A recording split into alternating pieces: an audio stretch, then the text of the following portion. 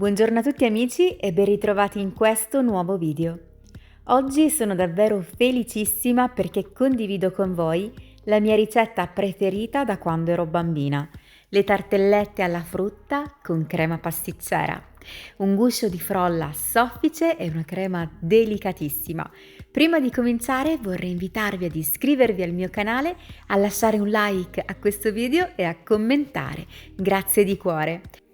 Partiamo dalla pasta frolla, inseriamo lo zucchero, il burro, le uova all'interno della planetaria, aggiungiamo anche un pizzico di sale e facciamo lavorare fino ad ottenere un composto cremoso. Alla fine aggiungiamo la farina e il lievito per dolci. Naturalmente possiamo insaporire con vaniglia, scorza di limone, se volete anche della scorza d'arancia. Una volta ottenuta la frolla, la stendiamo piatta, così sarà più facile farla raffreddare in maniera uniforme.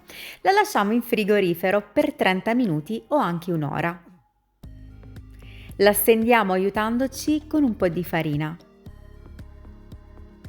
Lo spessore è di circa mezzo centimetro. Adesso andiamo a ritagliare i nostri gusci di pasta frolla. Queste sono le formine che io utilizzo, quindi possiamo usarle sia tonde che quelle allungate, che sono davvero molto carine. Facciamo aderire la pasta frolla ai bordi. In questo modo non scenderanno durante la cottura. Tagliamo via l'eccesso con un coltello.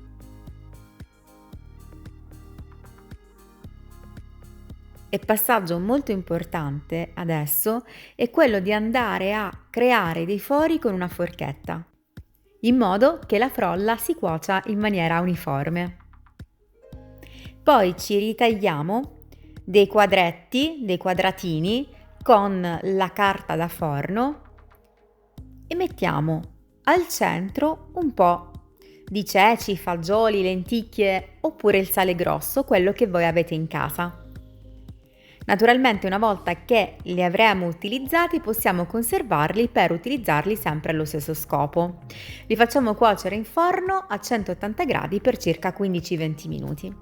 Ci prepariamo la pasta frolla, quindi in una pentola andiamo a mescolare zucchero, amido, vaniglia, tuorli. Anche qui possiamo aggiungere della scorza di limone, della scorza d'arancia e volendo anche anice stellato e cannella. Stemperiamo con un goccio di latte e andiamo a sciogliere tutti i grumi. Il latte che sto utilizzando è freddo. Portiamo sul fuoco e facciamo addensare completamente. Questa è una crema bella densa perché adesso la facciamo raffreddare completamente e quando è fredda la andiamo a rendere più areata e vellutata con circa 150 g di panna montata. Questa è la frutta che ho scelto per decorare. Naturalmente potete scegliere la frutta che più vi piace. E questa è la crema finita, vedete come cambia? È veramente una crema meravigliosa, leggera, golosissima, super profumata. Io la adoro e trovo che con la frutta sia davvero spettacolare. Provatela anche voi. Per un effetto ancora più raffinato potete grattugiare con una grattugia molto fine la scorza di lime, darà ancora più freschezza in bocca. Decoriamo quindi con la frutta e dopo, per farle durare un po' di più, possiamo lucidarle con la gelatina. Possiamo utilizzare la gelatina a caldo oppure quella spray che è sicuramente più veloce e la trovate in tutti i supermercati. Nel frattempo amici vorrei invitarvi a lasciare un bel like a questo video, a commentare, se non siete iscritti iscrivetevi e attivate la campanellina delle notifiche per non perdervi le mie nuove ricette, che sono sempre gratuite e sempre per voi disponibili 24 ore su 24. Vi ricordo che sul mio canale trovate 1000 ricette e anche di più. Ho perso il conto per quante ne ho fatte, e dal dolce al salato, gli antipasti, insomma c'è davvero da sbizzarrirsi. E inoltre potete trovarmi anche su Facebook, su Instagram e su TikTok, in modo da restare sempre aggiornati.